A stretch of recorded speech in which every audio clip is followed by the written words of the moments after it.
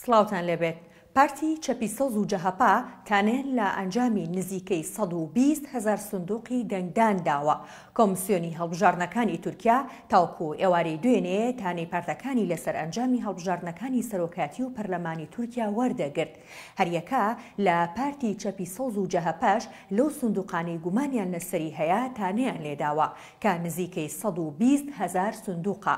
هاوپەیمانی ڕەنج و ئازادی کە لە پارتی چەپی سەوز و لە ناچەپەکانی تورکیا پێک دێت و لە هەڵبژاردنەکاندا لە سەدا 10.5 دەنگەکانی بەدەستهێناوە دەڵێن لە زۆربەی شارەکانی باکووری کوردستان دەنگی ئەوان بۆ پارتی بزوتنەوەی نێتەوە پەرست مەهەپە و پارتی ڕەفاحی نوێ دانراوە.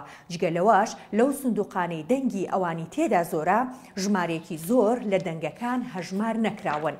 ناوەندی هەماهەنگی دەنگی پارتی چەپی سەوز و پارتی دیموکراتی گەلان هەدەپا بۆ هەڵبژاردن ئامارێکی لەبارەی دەنگە هەژمار نەکراوەکان بڵاو کردەوە دەڵێت لە ئاگری لە سەدا 5.11 لە چەولێت لە سەدا 4.95 لە وان لە سەدا 4.85 لە سێرت لە سەدا 4.81 لە جولەمێرگ لە سەدا 4.54 لە بارتین لە سەدا 4.53 لە ئەردەخان لە سەدا 4.39 لە ئاماد لە سەدا 4.35 لە ڕوحاش لە سەدا 4.34 و لە باتمان لە سەدا 4.22 لە قەرز لە سەدا 4.16 لە بەتلیس لە سەدا 4.16 لە زوگولداخ لە سەدا 4.11 لە ئێدر لە سەدا 4.4 لە سینۆپ لە سەدا 4.1 لە موش لە سەدا 3.8 لە سەمسور لە سەدا 3.53 لە خارپیت لە سەدا 3.67 لە مێردین لە سەدا 3.64 و لە بۆدرو لە سەدا 3.53 و لە شەرناخ لە سەدا 3.49 دەنگەکان بە دەنگی هەژمار نەکراو دانراون. واتە لەو 21 پارێزگایی باکووری کوردستان و تورکیا 274,694 دەنگ هەژمار نەکراون.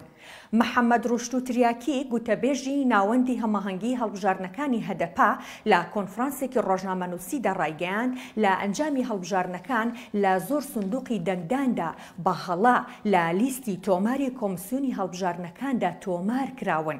تریاکی دەڵێت با گوێرەی لێکۆڵینەوەکانمان دەرکەوتووە دەنگی پارتەکانمان بۆ پارتەکانی دیکە هەژمار کراوە.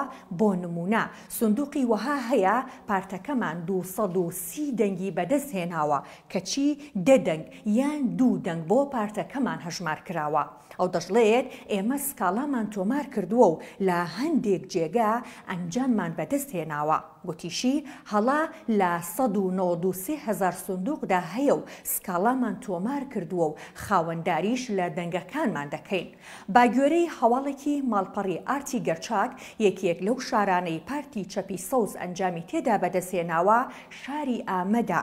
لە ئاماد لە 1750 دەنگی پارتی چەپی سەوز بۆ پارتەکانی دیکە هەژمار کراوە، بەڵام دواتر بۆ پارتەکە گەڕێنراوەتەوە. لە شاری مێردون و ڕۆحای باکووری کوردستانیش تانەکانی پارتی چەپی سەوز ئەنجامیان بەدەست هێناوە و باسیەوە دەکرێت کە لە ڕۆحا پارتی چەپی سەوز پەرلەمانتارێکی دیکەی سەرکەوتووە و ژمارەی پەرلەمانتارانی گەیشتوۆتە 5 پەرلەمانتار لەو شارەدا. محەڕەم ئەرکاک یاریدەدەری سەرۆکی گشتی پارتیگەلی کۆماری جەهەپا لە بارەی پرسی ساختەکاری و هەڵەکانی کۆمسیۆنی هەڵبژاردنەکان لە کۆنفرانسێکی ڕۆژنامەنووسیدا ڕایگەیاند دوێنێ بەر لە کاتژمێرسی پاشنیوەڕۆ تانەکانمان پێشکەش با کۆمسیۆن کردووە.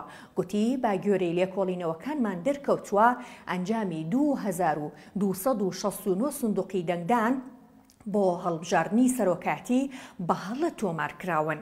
بۆ نمونە لە سندوقی ژمارە 1374 قوتابخانەی سوڵتانگازی نووری پاکدلی ئیستانبول کلجدار ئۆغڵو 260 دەنگی هێناوە، بەڵام 76 دەنگی بۆ هەژمار کراوە. هەروەها لە هەندێک قوتابخانەی دیکە دەنگی کلجدار ئۆغڵو کەمتر هەژمار کراوە و دراون بە محەڕەم ئینجا. ئەو بەرپرسەی جەهەپا ئاماژەی بۆش کردووە دەرکەوتووە ئەنجامی 4825 سندوقی دەنگدان بۆ هەڵبژاردننی پەرلەمانی بە هەڵە تۆمارکراون بە جۆرێک کە دەنگەکانی پارتی باش و جەهەپا کەمتر هەژمارکراوە و بەشێک لە دەنگەکانیشیان بۆ پارتەکانی دەسەڵات هەژمارکراوە. تاوەکو ئێستا کۆمسیۆنی باڵای هەڵبژاردنەکانی تورکیا وەڵامی تانەکانی پارتی چەپی سەوز و جەهەپەی بە تەواوەتی نەداوەتەوە، بۆیە تاوەکو ئەم پرسە یەکلایی نەکرێتەوە کۆمسیۆن ناتوانێت ئەنجامی کۆتایی هەڵبژاردنەکە ڕابگەیەنێت. خواتان لەگەڵ.